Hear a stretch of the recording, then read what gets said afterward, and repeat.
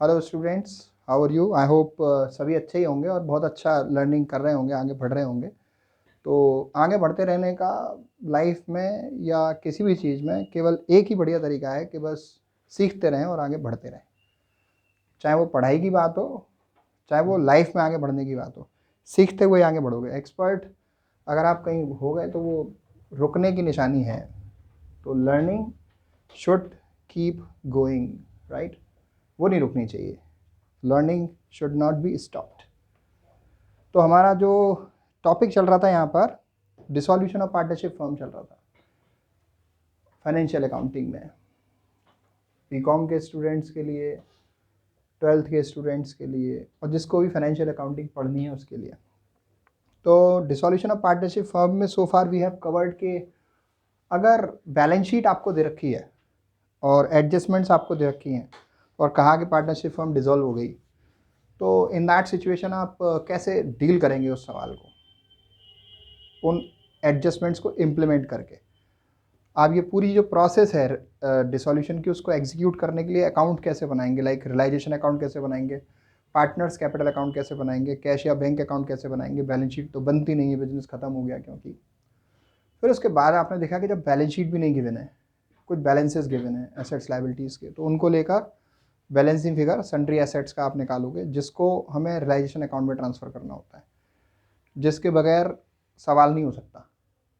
ये टाइप 2 हमने सीखा था। टाइप 3 लास्ट लेक्चर में शायद हमने सीखा था कि बिजनेस स्टार्ट किया है हमने 2 साल, 3 साल या 1 साल पहले, वहाँ से हमारे पास बता रखा है कि कैपिटल हमने इतनी लगाई, इतने फ़ायदे नुकसान हुए।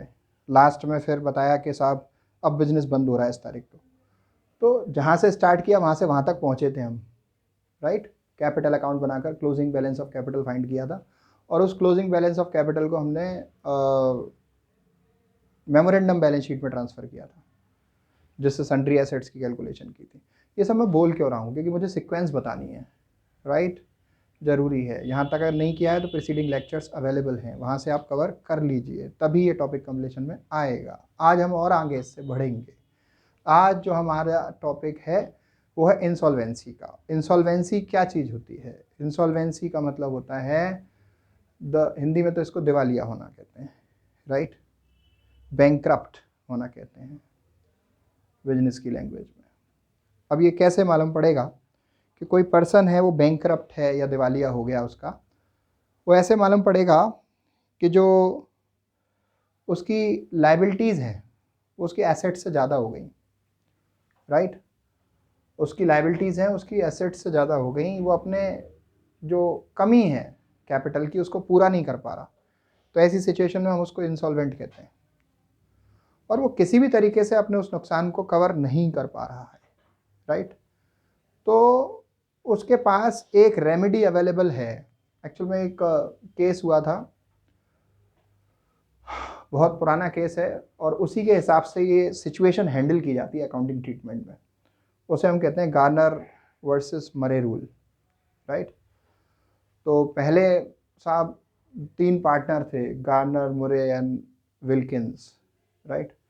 तो उसमें से एक पार्टनर इंसॉल्वेंट हो गया था। That was the first situation जब उस टाइम हुई थी, right? That was the first situation जो पार्टनरशिप में फेस की गई थी। तो एक पार्टनर इंसॉल्वेंट हुआ, तो अब वो कोर्ट में केस गया कि साहब इसका नुकसान है, और फिर कैसे हैंडल किया जाए, बिजनेस कैसे आगे किया जाए। जब कोर्ट में ये केस गया तो कोर्ट ने डिसीजन दिया इन द फेवर कि इस सिचुएशन को कैसे हैंडल करना है। उन्होंने कहा जो भी पार्टनर इंसॉल्वेंट है उसकी कैपिटल की डेफिसिट को बचे हुए वो पार्टनर झेलेंगे जो इंसॉल्वेंट नहीं है, राइट? जो इंसॉल्वेंट नहीं है। अच्छा, जो इंसॉल्वेंट नहीं होता है उसको हम कहते हैं सोलवेंट।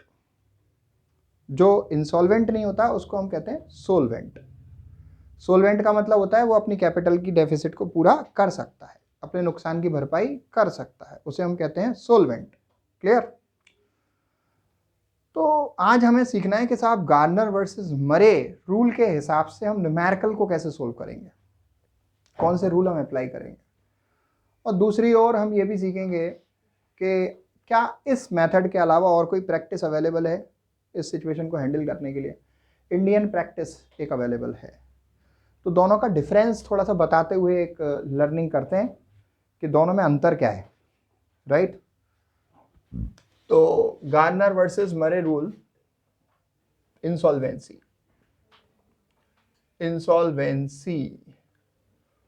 Of A partner. अभी एक पार्टनर की डिस्कस कर रहे हैं, फिर उसके बाद में आगे कई सारे पार्टनर की हम डिस्कस करेंगे। Insolvency of A partner.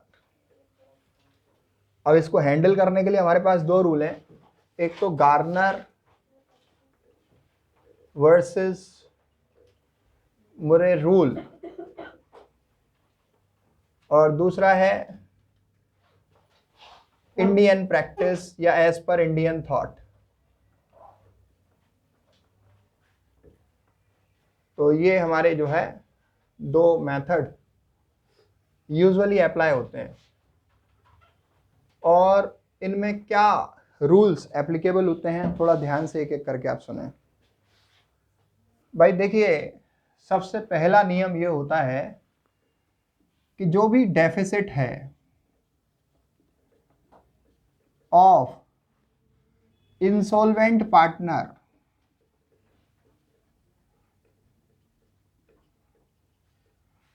shall be borne by solvent partner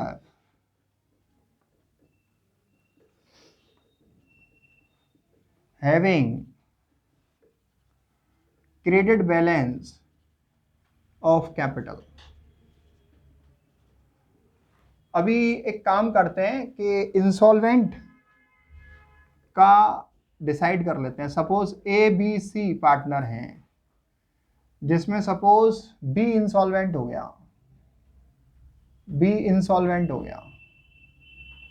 insolvent partner. तो ये जो ए और सी हैं ये हमारे सोलवेंट पार्टनर हो गए। क्लियर? ए बी सी में से बी इंसॉल्वेंट हो गया, दिवालिया हो गया, बैंकरप्ट हो गया, अपनी कैपिटल अकाउंट के नुकसान को पूरा नहीं कर सकता। तो जो ए और सी हैं वो सोलवेंट पार्टनर होंगे, कहलाएंगे। सोलवेंट पार्टनर को शॉर्ट में मैंने एसपी लिखा हुआ है। सोलवेंट पार्टनर ए और सी हैं, इंसॉल्वेंट पार्टनर बी है। तो कहने का मतलब अगर बी इंसॉल्वेंट हुआ है तो उसकी कैपिटल की डेफिसिट कौन पूरा करेगा? ए और सी पूरा करेंगे, राइट? तो लेकिन आगे भी लिखा है having credit balance of capital, लेकिन ये जरूरी है कि ए और सी की कैपिटल में क्रेडिट बैलेंस हो, राइट? ए और सी की कैपिटल में क्रेडिट बैलेंस हो। अगर सपोज कि बी इंसॉल्वेंट है और ए और सी सोलवेंट तो हैं, लेकिन अगर मैं कैपिटल देख रहा हूं बैलेंस शीट में तो ए की कैपिटल तो लायबिलिटी साइड में लिखी हुई है, लेकिन सी की कैपिटल एसेट साइड में लिखी हुई है। तो जिसकी कैपिटल एसेट साइड में लिखी हुई है उसका डेबिट बैलेंस ऑफ कैपिटल है, राइट? तो वो नहीं बियर करेगा उस इंसॉल्वेंट पार्टनर के नुकसान को। अभी मैं ये कंडीशन ऐसे लेके चल रहा हूँ कि ये दोनों तो क्रेडिट बैलेंस ही है कैपिटल इनका, इसका कैपिटल का क्रेडिट बैलेंस है, इसका डेबिट बैलेंस है, ये इंसॉल्वेंट हो गया। क्लियर? तो अगर ये दोनों जो सोलवेंट पार्टनर ए और सी हैं और ये सोलवेंट हैं और इनकी कैपिटल में भी क्रेडिट बैलेंस है, तो ये पूरा करेंगे बी के नुकसान को और उसके लिए एंट्री होगी। अच्छा, यहां पर एक और बात लिख देंगे, अभी एंट्री लिख देते हैं। A's capital account debit, C's capital account debit to B's capital account. अब पॉइंट ये आया कि बी की कैपिटल की कमी को ए और बी ने पूरा तो किया, ए और सी ने पूरा तो किया, अब लेकिन किस रेशियो में? In the ratio of their capital, capital के रेशियो में। अब बात यह है कि कैपिटल के रेशियो में वो करेंगे, तो कैपिटल का रेशियो भी यहां पर दो तरीके का है। कैपिटल का रेशियो भी यहां पर दो तरीके का है। कैपिटल रेशियो क्या है? कैपिटल रेशियो दो तरीके का है, फिक्स कैपिटल के केस में है या फिर फ्लक्चुएटिंग कैपिटल के केस में है। राइट। फिक्स कैपिटल क्या चीज होती है? जो कैपिटल बैलेंस शीट के लायबिलिटी साइड में लिखी हुई है as it is, the ratio of that shall be the ratio of fix capital. Clear? अब बात यह है कि क्वेश्चन में मेंशन होगा कि कैपिटल अकाउंट फिक्स्ड है या फ्लक्चुएटिंग है, ठीक है ना? कैपिटल अकाउंट फिक्स्ड है या फ्लक्चुएटिंग है, क्वेश्चन में मेंशन होगा। अगर कैपिटल अकाउंट फिक्स्ड है तो फिक्स कैपिटल का रेशियो यूज होना है, अगर कैपिटल अकाउंट फ्लक्चुएटिंग है तो फिर आपका फ्लक्चुएटिंग कैपिटल का रेशियो यूज होना है। अब अगर क्वेश्चन में मेंशन नहीं है कि कौन सी कैपिटल है, फिक्स है कि फ्लक्चुएटिंग है, तो हम उसको फ्लक्चुएटिंग मान के सोल्व करते हैं, ठीक है? अच्छा, फिक्स कैपिटल के रेशियो में कैपिटल क्या रेशियो क्या लेना है आपने? Ratio of original capital. Original capital का मतलब क्या है? जो कैपिटल बस बैलेंस शीट के लायबिलिटी साइड में लिखी हुई है, बस वही। इन बैलेंस शीट लिख देता हूं, in balance sheet. Balance sheet में जो कैपिटल दे रखी है बस उसका रेशियो लेना है आपने, ठीक है? On the date of dissolution. आपको ये तो मालूम है कि फिक्स कैपिटल के केस में मतलब कैपिटल में चेंज नहीं होता, केवल परमानेंट ड्राइंग आती है, एडिशनल इंट्रोडक्शन आता है और कुछ नहीं जाता है। तो यहाँ पर सिंपल सी बात है, अगर बैलेंस शीट बनी हुई दे रखी है और ए की कैपिटल 10,000 और सी की कैपिटल 30,000 लिखी हुई है लायबिलिटी साइड में, तो 10,000 और 30,000 का जो रेशियो होगा वो आपका यूज होगा फिक्स कैपिटल अकाउंट के केस में। क्लियर? अच्छा, फ्लक्चुएटिंग कैपिटल के केस में रेशियो हमारा कैसे आएगा, थोड़ा ध्यान से सुनिएगा। ये एक थोड़ा सा समझने समझाने लायक बात है। इस केस में हम जो रेशियो लेंगे, ratio of capital plus share in P&L and reserve, इसे शॉर्ट में ही लिख रहा हूं मैं, समझा पूरा देता हूं। जैसे मैंने बोला था इसकी कैपिटल मैंने बोली थी आपको 30,000, इसकी मैंने बोली थी आपको 10,000, ठीक है? क्लियर? फिक्स कैपिटल के केस में तो इसी का रेशियो होगा। लेकिन अगर फ्लक्चुएटिंग कैपिटल का रेशियो लेना है मुझे, तो मैं क्या करूंगा? फ्लक्चुएटिंग कैपिटल का रेशियो के लिए मैं क्या करूंगा? कैपिटल ले लूंगा ए की और सी की, 30,000 और 10,000 ये ले लूंगा। और फिर इसके बाद अगर बैलेंस शीट के लायबिलिटी साइड में सपोज रिजर्व है 5,000 रुपए के, राइट? रिजर्व है 5,000 रुपए के, तो और इन पार्टनर्स का रेशियो है suppose P&L ratio, P&L ratio मैं ले लेता हूँ 3:2, सपोज 3:2 इनका क्वेश्चन में रेशियो है। तो मैं 5,000 रुपए के रिजर्व को 3:2 के रेशियो में बांट दूंगा, तो 3,000 यहाँ पर आ गए और 2,000 यहाँ पर आ गए, ठीक है?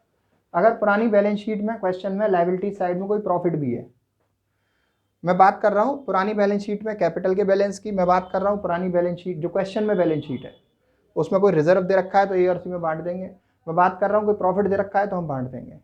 क्लियर? बैलेंस शीट में अगर गिवन है तो अपने घर से नहीं लाना है, ठीक है? और बैलेंस शीट में ही अगर असेट साइड में कोई नुकसान दे रखा है, राइट, लॉस वगैरह दे रखा है, तो उसका कैलकुलेट करके लेस कर देंगे उसको, ठीक है? तो अभी मैं इसको ऐड कर देता हूँ, तो रेशियो कितना आ गया? 33,000 एंड 12,000, ये रेशियो हम यूज करेंगे 33:12, राइट? इसको मैं सिंप्लीफाई करूंगा तो 33:12। बहुत ज़्यादा चीज़ें नहीं आती हैं, ज़्यादा से ज़्यादा रिजर्व हो जाएगा, प्रॉफिट हो जाएगा बैलेंस शीट के लायबिलिटी साइड में से जो हमें उठाना होगा रेशियो निकालने के लिए। लेकिन मालूम होना चाहिए कि अगर असेट्स में अगर P&L अकाउंट भी है तो उसको भी आपको लेस करना पड़ेगा। क्लियर? मिसलेनियस एक्सपेंडिचर है तो आपको लेस करना पड़ेगा, ठीक है? तो जो फ्लक्चुएटिंग कैपिटल अकाउंट का यहाँ पर रेशियो आएगा 33:12, ये यूज होगा लॉस को कवर करने के लिए। तो दिस इज दैट।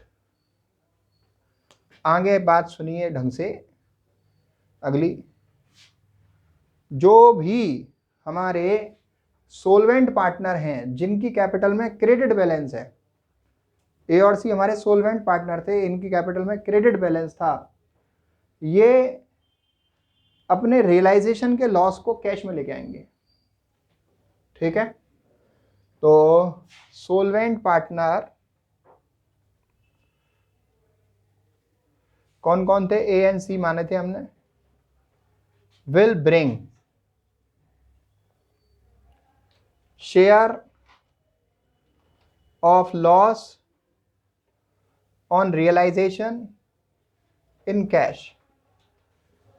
ये डिसीजन गार्नर मरे विल्किंस के डिस्प्यूट को हैंडल करने के लिए कोर्ट ने दिया था कि साहब कौन झेलेगा उनकी कमी को? सोलवेंट पार्टनर झेलेंगे। किस रेशियो में झेलेंगे? या तो फिक्स या फ्लक्चुएटिंग कैपिटल के रेशियो में झेलेंगे।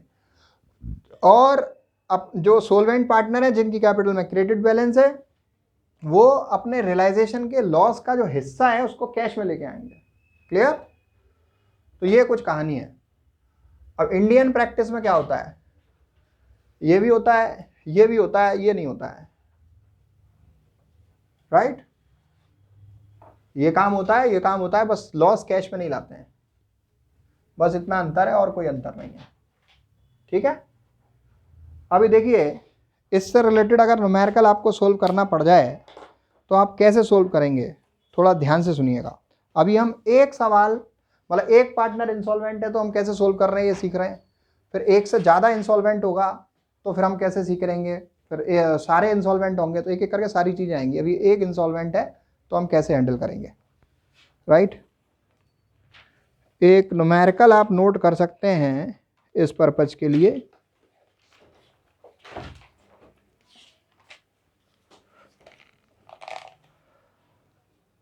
Balance sheet of ABC is as follows. Balance sheet of ABC is as follows. Balance sheet suppose ये दे रखी है आपको। क्रेडिटर दे रखे हैं 20,000 रुपए के, और फिर इसके बाद आपको रिजर्व फंड दे रखा है 15,000 रुपए का।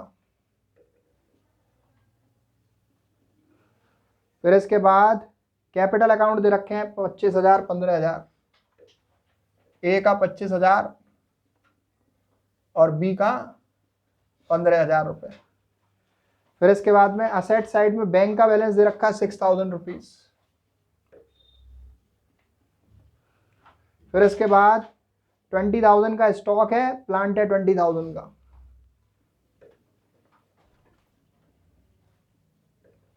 प्लांट है 20,000 का। फिर इसके बाद देखिए डेटर्स हैं 10,000 के।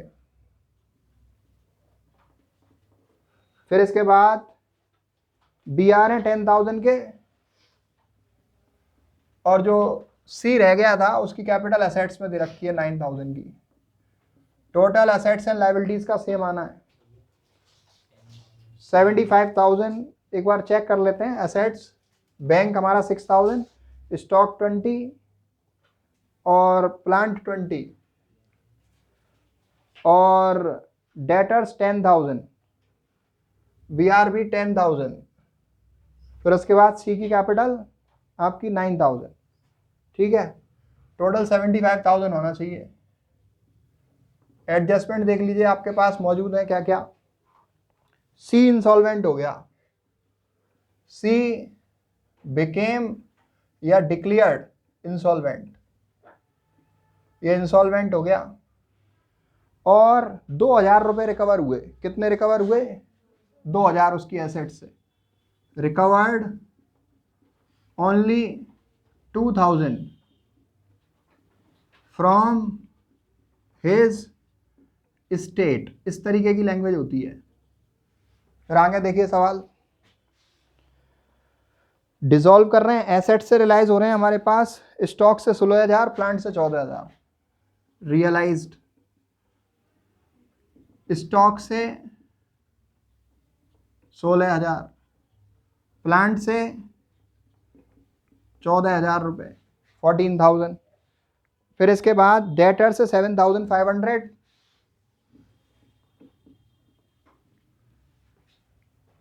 फिर इसके बाद BR से 7,000। ठीक है? पार्टनर्स शेयर करते हैं इक्वल रेशियो। P&L रेशियो इनका बराबर है। कॉस्ट ऑफ रियलाइजेशन या रियलाइजेशन एक्सपेंसेस हमारे कितने दे रखे हैं? 2,500।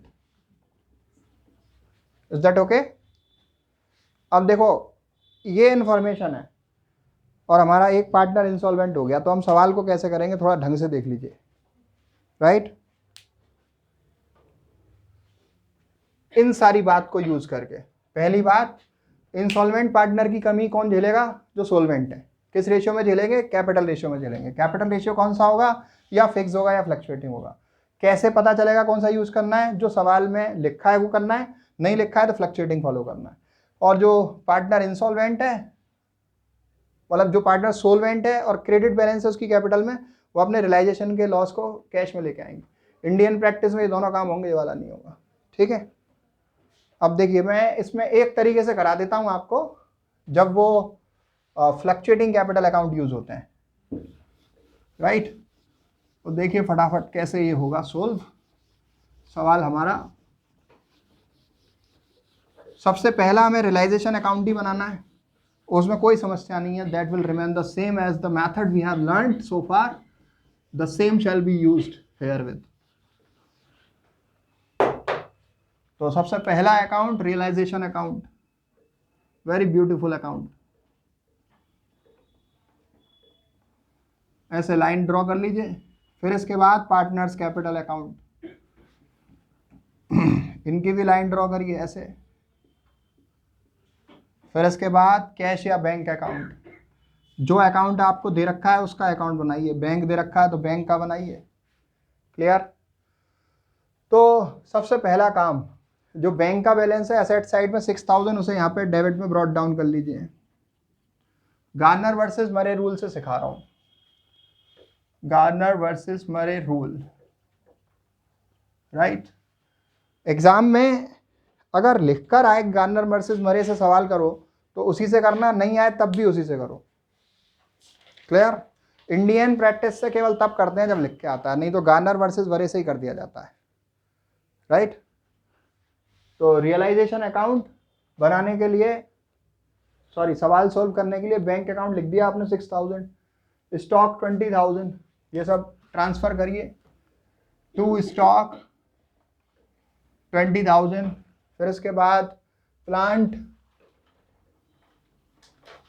कितने किलो का है, 20000, सॉरी रुपीस का है, किलो का नहीं है। फिर इसके बाद डेटर्स 10000। फिर इसके बाद आपका बिल्स रिसीवेबल 10000। अब देखिए, जो सी की कैपिटल है उसका बैलेंस असेट्स में दे रखा है, टू बैलेंस ब्रॉट डाउन लिख दीजिए। असेट्स से कहाँ पे ट्रांसफर होते हैं, डेबिट साइड में। A B C, everybody must see this.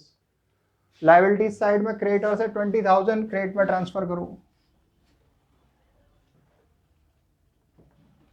Reserve and fund है, पार्टनर्स कैपिटल में बांटो। In what ratio, which is their ratio, that is equal. So 7500 is for, sorry 15000, 3 partner है, बराबर बांटो, तीनों को मिलेगा, क्लियर। तीनों को मिलेगा। वो शायद मैं अभी रूल समझा रहा था तो मैंने 2 में बांट दिया था, तीनों में ही बटेगा वो भी। फिर उसके बाद उसका रेशियो निकलेगा, तीनों में बटेगा, सारे पार्टनर को मिलता है। रिजर्व केवल ऐसा नहीं होता कि जो सोल्वेंट है उसका है, तीनों को मिलेगा। जैसे यहाँ पे तीनों में बांटा है, ऐसे ही तीनों में बांटेंगे, तो जो ए और सी का होगा उसका रेशियो यूज होगा, ठीक है। अभी यहाँ पर सवाल में तो हमारा कौन इंसॉल्वेंट है, सी इंसॉल्वेंट है, ये इंसॉल्वेंट है। सवाल में आ जाओ। तो हमने क्या किया अभी तक, क्रेडिटर लिख दिया रिलेशन के क्रेडिट में, रिजर्व फंड पार्टनर्स कैपिटल में बांट दिया, कैपिटल लिखने हैं, बाय बैलेंस ब्रॉट डाउन कितना, 25000 एंड 15000। Is that okay. अभी आगे देखते हैं।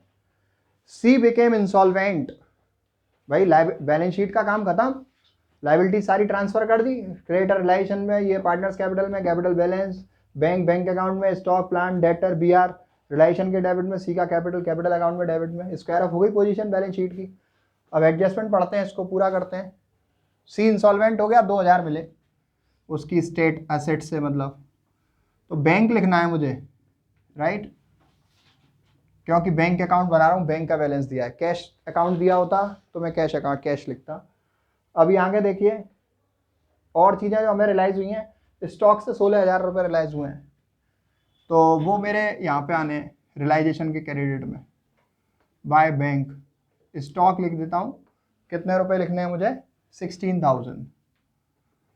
फिर उसके बाद स्टॉक के प्लांट से 14,000, प्लांट से 14,000। फिर उसके बाद डेटर से 7,500। फिर इसके बाद बीआर से 7,000। अभी टोटल कितना रियलाइज हो गया भाई, 16, 14, 30, 44,500। ओके, 44,500। अब इसके बाद देखते हैं P&L रेशियो इक्वल है कॉस्ट ऑफ रियलाइजेशन 2,500 है। सबसे पहले कॉस्ट ऑफ रियलाइजेशन दे दो टू बैंक अकाउंट। ये एक्सपेंस है रियलाइजेशन के, कितने रुपए के हैं, 2,500 के। अब क्या करना है, क्रेडिटर के बारे में कोई इंफॉर्मेशन नहीं दी क्वेश्चन में, तो इनको पूरा पेमेंट कर दीजिए आप। टू बैंक क्रेडिटर्स का पेमेंट है ये, कितने का, 20,000 रुपये का। अब डेबिट के टोटल में से क्रेडिट घटाइए तो लॉस आ जाएगा आपका। कितने रुपए का लॉस आ रहा है, 18,000 का। डेबिट के टोटल में से क्रेडिट घटाओ, लॉस आ जाएगा। बाय पार्टनर्स कैपिटल अकाउंट, ये ABC तीनों में बटेगा, लॉस बराबर बटेगा, इक्वल रेशियो है इनका 6, 6, 6, 6, 6, 6, 6, राइट। अभी इसको लिख दीजिए, to realisation account loss 6,000, 6,000 and 6,000। ठीक है। अभी रियलाइजेशन अकाउंट में देख के मुझे पता नहीं चल रहा कि किसने कोई एसेट्स वगैरह लिए कि नहीं। ठीक है, कोई पार्टनर ने और कुछ नहीं किया, ना तो यहाँ पर कोई लायबिलिटी टेक ओवर करी, ना कोई एसेट टेक ओवर करी, बस केवल लॉस एंड रियलाइजेशन है जो मैंने डिस्ट्रीब्यूट कर दिया। Clear, no problem up to this point. अभी क्या करना है, कैसे करेंगे, ध्यान से सुनना है ना, क्योंकि 12th में CBSE ISC बोर्ड में शायद इतना ये वाला नहीं था टॉपिक, तो ढंग से समझना है आपको। क्लियर, यूपी बोर्ड में होता था ये। तो यहाँ तक का काम हमने कर दिया। अब इसको हमने बांट दिया रियलाइजेशन के नुकसान को। अब मैंने क्योंकि बताया आपको मैं गार्नर वर्सेस मरे रूल से कर रहा हूँ, और मेरे पार्टनर सोलवेंट कौन है, A और B, ये भी सोलवेंट है और ये भी सोलवेंट है, और इनकी कैपिटल में भी क्रेडिट बैलेंस है। बैलेंस शीट के लायबिलिटी साइड से उठाया मैंने, इसका मतलब क्रेडिट बैलेंस होता है, ये क्रेडिट बैलेंस कहलाता है। अगर एसेट्स में लिखा होता है तो डेबिट बैलेंस होता है। तो सोलवेंट पार्टनर जिसकी कैपिटल में क्रेडिट बैलेंस है, वो अपने रियलाइजेशन के लॉस को कैश में लेके आए, और जो भी पार्टनर आपके इंसॉल्वेंट है उसकी कमी को पूरा करेंगे। अगर कैपिटल में डेबिट बैलेंस है तो ना वो लॉस लेके आएगा अपना, और ना उसकी कमी को पूरा करेगा। ठीक है, तो रियलाइजेशन का लॉस A और B का कितना है, 6,000 और 6,000 ले आया कैश में। ठीक है, अब देख लेते हैं कि साहब C की कमी बन कितनी रही है। C अगर इंसॉल्वेंट है तो उसकी कैपिटल अकाउंट में कमी बन कितनी रही है।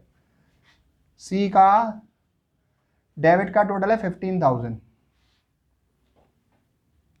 और क्रेडिट में 5 और 2 7,000 रुपये हैं, तो उसकी कमी बन रही है 8,000 रुपये। तो मैं यहाँ लिख देता हूँ डेफिसिट, ये वाला प्रोग्राम यहाँ पर करेंगे, deficit of C's capital equals to 15,000 debit side का टोटल है, जिसमें से 7,000 क्रेडिट साइड का टोटल मैंने लेस किया तो 8,000 आ गई। क्लियर, डेफिसिट कितनी आ गई, 8,000 आ गई। अच्छा, अब किस रेशियो में ये कवर होगी, कैपिटल रेशियो में। और क्वेश्चन में मेंशन नहीं है, जैसे ये पूरा सवाल है, इसमें ये भी मेंशन नहीं है कि गार्नर वर्सेस मरे अप्लाई करो, और न ये मेंशन है कि कौन सा रेशियो यूज़ करना है, या कैपिटल अकाउंट फिक्स है या फ्लक्चुएटिंग है। तो जब कुछ मेंशन नहीं होता है तो Garner versus Murray rule applicable करते हैं, मेंशन है तो करेंगे ही, नहीं लिखा है तब भी गार्नर वर्सेस मरे, राइट। दूसरा, और कैपिटल अकाउंट फ्लक्चुएटिंग मानते हैं, और फ्लक्चुएटिंग के केस में मुझे रेशियो कैसे निकालूंगा मैं कैपिटल का, देखो ratio of capital of solvent partner, solvent partner का कैपिटल का रेशियो, कौन कौन है सोलवेंट, ए है और बी है, इनकी पुरानी कैपिटल कितनी है 25,000 एंड 15,000, ये बैलेंस है इनका, और इसमें रिजर्व का हिस्सा जोड़िए, रिजर्व फंड कितना कितना मिला इनको 5,000 और 5,000, ये टोटल कितना हो गया 30,000 एंड 20,000, रेशियो कितना हो गया, रेशियो कितना हो गया 3:2। अगर क्वेश्चन में मेंशन होता कि कैपिटल अकाउंट फिक्स हैं तो मैं जो रेशियो लेता वो 25 और 15,000 का लेता, इसमें मैं रिजर्व का हिस्सा नहीं जोड़ता। अच्छा, इस सवाल में अगर एसेट साइड में कोई P&L का बैलेंस होता तो उसको भी मैं उसका शेयर बांट कर फिर लेस कर देता, ठीक है, यहाँ पर 30 और 20 में से फिर जो आता उसका रेशियो यूज़ करता। अभी तो है नहीं तो इतनी कहानी है, ये मेरा 30,000 और 20,000 3:2 हो गया। अब कौन, जब सोलवेंट पार्टनर डेफिसिट पूरी करते हैं तो एंट्री होती है A's capital account debit, B's capital account debit to C's capital. तो 8,000 रुपीज़ का 3/5 who has to bear, A has to bear that, right? And what amount shall come? Do its calculation. 4,800 and it shall be 3,200 and total 8,000 it has to be, right? So listen carefully. By A's capital account, by B's capital account, posting इसकी कर रहे हैं by A by B in the column of C, right? That is 4,800 and 3,200.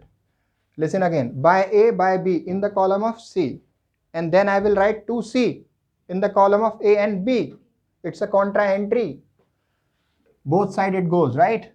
2C's capital account in the column of A and B, that is 4,800 and 3,200. The last step of this question is to find out the closing balances of capital account, which will settle their balance in cash. Cash में settle कर लेंगे अभी account, बस इसको एक बार और सुन लो। A's capital account debit, B's capital account debit to C's capital, by A by B in the column of C and 2C in the column of A and B, right? This is what we have to do. Now listen, इसका credit का total कितना हुआ 25 और 5 30 और 6 36, और इसमें से debit का 10,800 इसका टोटल है, राइट? ये लेस कर दो,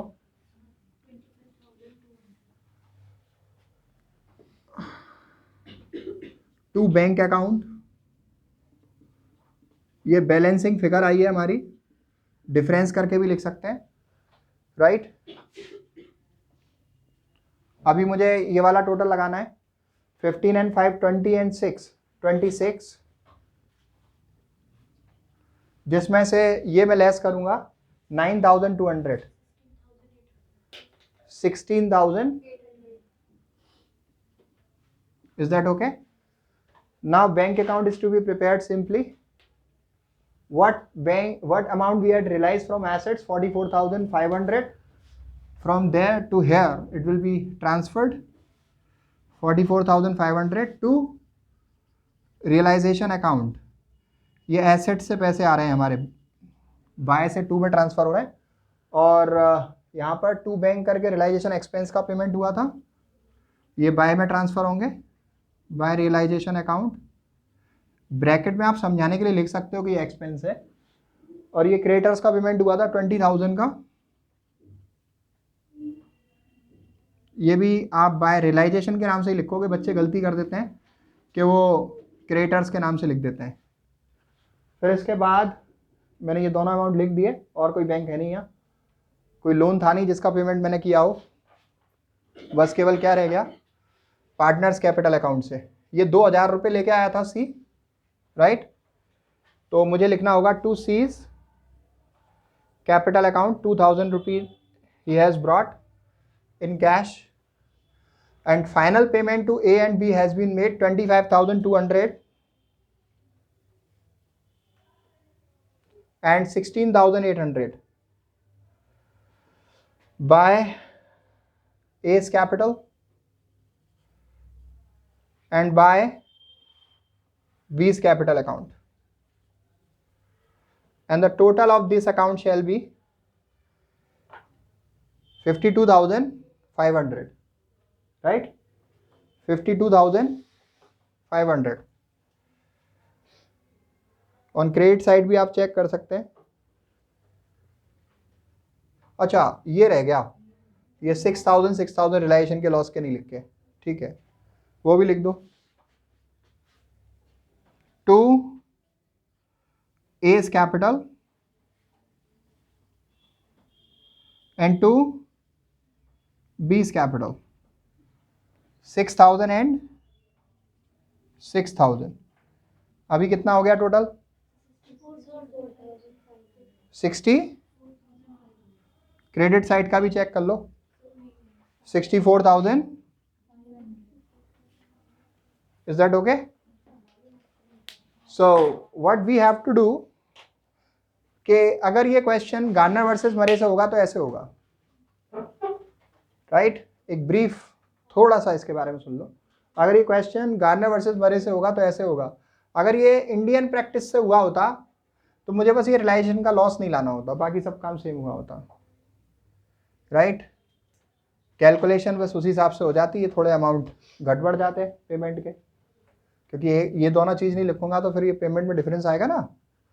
अच्छा, और दूसरा, अगर गार्नर वर्सेस मरे से ही होता लेकिन कैपिटल अकाउंट अगर फिक्स होते तो मैं रेशियो जो यूज़ करता इस लॉस को कवर करने के लिए मैं ओरिजिनल कैपिटल का यूज़ करता 25,000 एंड 15,000, जिसको अगर मैं सिंप्लीफाई करता 25 और 15 को